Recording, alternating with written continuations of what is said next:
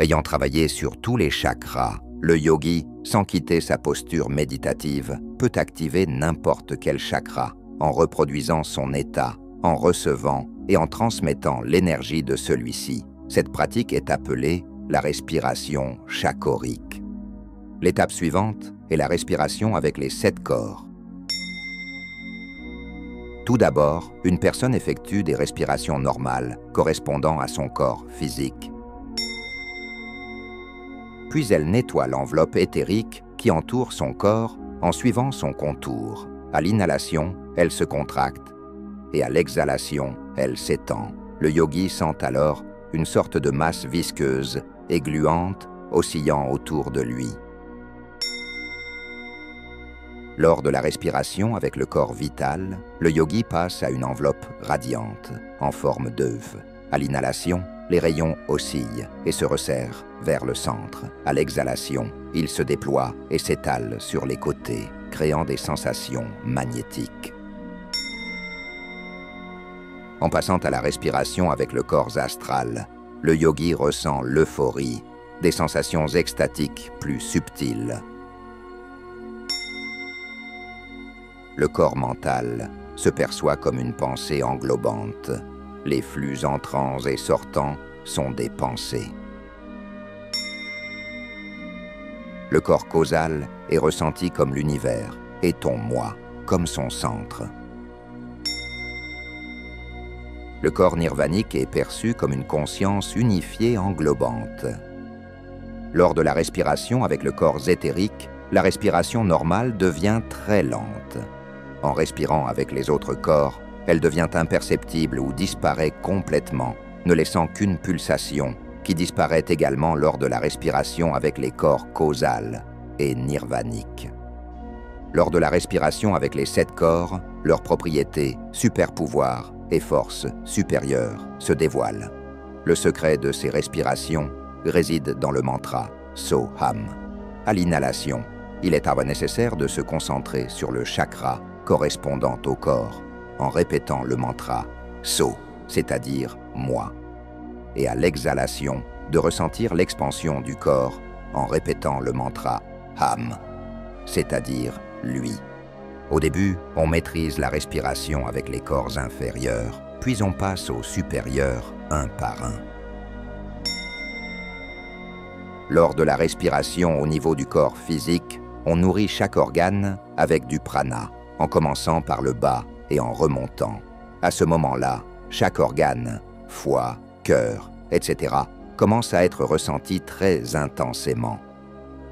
On ressent le fonctionnement de cet organe et l'on peut avoir la sensation de cet organe. À l'inhalation, l'énergie pénètre dans l'organe et à l'exhalation, elle se répand à travers celui-ci. Tu peux parler à cet organe, lui donnant des instructions pour bien fonctionner. Tu peux ordonner à tous les organes, à l'exception du cœur, qu'il faut persuader. En obéissant à l'ordre, l'organe peut modifier son fonctionnement. C'est ainsi que les yogis apprennent à contrôler leur corps, en s'allongeant sur des clous, en jeûnant, etc. En apprenant à sentir les organes, tu peux également ressentir les systèmes du corps, le système circulatoire, lymphatique, nerveux, osseux, etc. Pour cela, il est recommandé d'étudier au préalable l'anatomie. Le travail avec les systèmes se fait également en les remplissant d'énergie. Lors de la respiration avec le corps éthérique, tu ressens les canaux énergétiques et le mouvement du prana dans tout le corps sous la forme de flux chauds et froids. Il est nécessaire de charger le système corporel en énergie et de travailler avec lui de la même manière que pour les organes. Travaille chaque méridien séparément. Les méridiens se ressentent bien lors d'une profonde relaxation de tout le corps. En ressentant le corps éthérique, tu connaîtras la thérapie par acupuncture, Genjiu, non seulement à travers les canaux, mais tu ressentiras toi-même toutes les lois et principes de son fonctionnement. Lors de la respiration avec le corps vital, tu vas ressentir, voir tous les grands et petits chakras, l'aura de la personne, les larves et les sens contacts qui provoquent la maladie. Après avoir atteint la sensation du corps vital, comme une sphère t'entourant, tu commenceras à ressentir tous les enfoncements et les creux en elle, les endroits faibles et tendus, les entités étrangères qui ont envahi l'aura, larves, la fuite de prana à travers les perforations énergétiques et les sens contacts négatifs, vampirisme, collier, harnachement, de cheval, etc. Les tours de magie noire. Corps astral. L'homme commence à ressentir les influences astroplanétaires, les flux provenant des étoiles et des planètes, la santé de l'homme, l'apparition d'épidémies, de guerres et de calamités, est étroitement liée à l'influence astrologique des corps célestes. C'est également d'eux que dépendent les biorhythmes de nos variations d'énergie et l'émergence de prédispositions à la maladie, bien que la prédisposition à la maladie, au malheur, etc., soit à l'intérieur de l'homme, elle vient toujours à nous de l'extérieur. Au niveau physique, les porteurs de maladies sont des virus, des bactéries. Au niveau subtil, ce sont des éléments d'énergie destructrice, des entités hostiles, des fantômes, des formes pensées. En s'introduisant dans notre corps subtil, ils créent en nous un état intérieur, oppression, peur, agressivité, qui nous prédispose à la maladie ou à commettre des actes entraînant malheur et souffrance. Ces éléments sont activés par l'influence des étoiles et des planètes. Les éléments pathogènes sont généralement de nature vitale éthérique. La meilleure protection contre leurs intrusions est réalisée par un corps astral vibratoire supérieur. Quand une personne est emplie d'expériences qui lui sont propres de foi, de dévotion, de vénération et d'abnégation, elle ne peut pas tomber malade, même lorsqu'elle se trouve dans une région contaminée. Tel est l'exemple de nombreuses âmes compatissantes qui prennent soin des lépreux et des malades de la peste ou du choléra. Quand une personne devient irritable, fatiguée ou préoccupée, elle ne se doute même pas qu'un élément hostile s'infiltre en elle. Elle prend ces états pour les siens.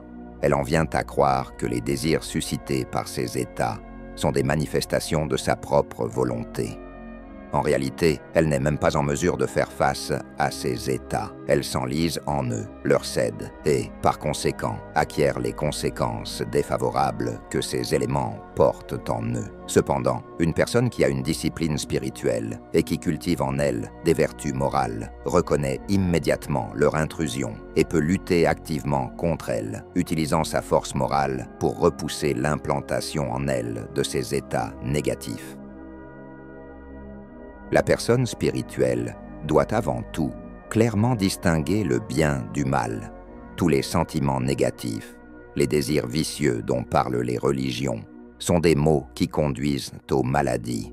Afin d'éviter le fanatisme, j'ajouterai que l'essentiel est la capacité à se maîtriser et à gérer ses sentiments, et non à réprimer ses désirs. Les sentiments sont des énergies, et leur utilisation doit, avant tout, être raisonnable, car de chaque vice peut naître une vertu. De la colère, l'abnégation, de la peur, la prudence, de la passion, l'amour. La lutte contre l'intrusion des éléments négatifs s'effectue de la manière suivante. Lorsqu'on ressent l'apparition d'un état négatif, il est nécessaire de se concentrer sur des forces divines supérieures et de commencer à respirer avec le corps astral, en inspirant une qualité positive, l'état opposé, la paresse, la vivacité, et en expirant le négatif. À des niveaux inférieurs de pratique, ce processus doit être accompagné de la respiration normale. Pendant la respiration, il y a une attraction active, par un effort de volonté, du positif et une expulsion du négatif, sans surmenage. Le processus d'expiration peut être accompagné du chant de mantras, par exemple, Amitabha, le nom du Bouddha guérisseur Amitabha, ainsi que d'une imagination intense et d'une attitude positive. Dans la respiration avec le corps astral, il est nécessaire d'apprendre à distinguer tous les sentiments et états, ainsi que leurs liens avec les planètes. Ensuite, il faut apprendre à entrer et à sortir de tout état négatif et positif, selon la méthode décrite ci-dessus, en l'invoquant par l'imagination de situations correspondantes et en entrant dans leur expérience, ainsi que dans celles qui se manifestent dans la vie quotidienne. Les états moraux sont une protection contre toutes les maladies, à condition bien sûr que la moralité ne soit pas un masque pour la faiblesse et l'impuissance de l'homme. Sa peur et son manque de confiance, béni soit celui qui inspire la paix avec amour. Aum. Lors de la respiration avec le corps mental, la conscience s'éveille au doux flux d'informations qui dirigent le monde, décrit dans l'astrologie ésotérique. Chacun d'eux, en agissant sur l'homme, crée en lui une prédisposition à une certaine perception du monde et à une réaction envers celui-ci, ce qui, à son tour, engendre une prédisposition à des maladies spécifiques. Chaque image du moi, construite sur la base des archétypes astrologiques, a ses propres prédispositions aux maladies. De même, une personne influencée par des idées spécifiques est sujette à la souffrance et au destin. Pour guérir, il est nécessaire de comprendre l'idée fondamentale sur laquelle est fondée l'image de la personnalité, l'image du moi, et d'apprendre à entrer dans des idées opposées à celle-ci et à restructurer sa personnalité dans leur direction. Par exemple, le taureau tend vers la stabilité, l'acquisition et la construction. Toute instabilité dans le monde extérieur peut le mener à du stress et à des maladies. Les Gémeaux, en revanche, aiment l'instabilité et ils se sentent oppressés par une monotonie stable. Le Scorpion réalise l'idée de sacrifice, à l'opposé de l'accumulation du Taureau, et ainsi de suite. La capacité à changer les réglages en fonction des archétypes mentaux permet de sortir des souffrances qui en découlent. Corps causal, corps nirvanique. La respiration avec ces corps supérieurs est atteinte à des niveaux élevés de développement. Par conséquent, ces connaissances ne seront données qu'aux élèves lors de leur initiation. La grande respiration psychique du yoga doit être la pratique principale du yogi. Elle est réalisée pendant 30 à 60 minutes, le matin, au réveil, et le soir, avant de dormir. Elle peut être réalisée même en étant couché, mais il est absolument nécessaire d'avoir la colonne vertébrale droite. Il est nécessaire de garder cette véritable technique secrète et de donner aux patients seulement ces éléments de base. La grande respiration psychique est la porte de tous les chemins. Aum.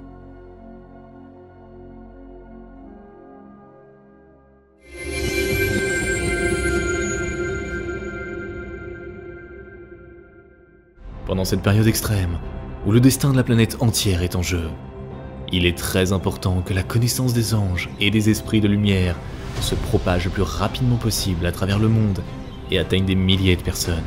De cette façon, nous pouvons changer l'avenir de toute l'humanité. Alors nous nous tournons vers toi, chère âme de lumière. Partage la connaissance concernant nos livres sages et nos films. Partage les liens vers des vidéos ou des dessins animés.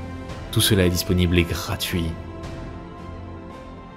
Invite les femmes à des pratiques individuelles, des webinaires et des séminaires, et le grand esprit de lumière t'aidera, à toi et à ta famille, en dirigeant une énorme quantité d'énergie pour réaliser tous tes désirs. Les esprits lumineux et les anges t'aideront, à toi et tes proches dans tous les domaines. Le fil de la lumière et de l'amour de ton cœur atteint le cœur des femmes en recherche. Et la création du bien, la diffusion de la connaissance de lumière dans le monde commence. Rejoins cette mission de lumière. Aide les gens et Dieu t'aidera.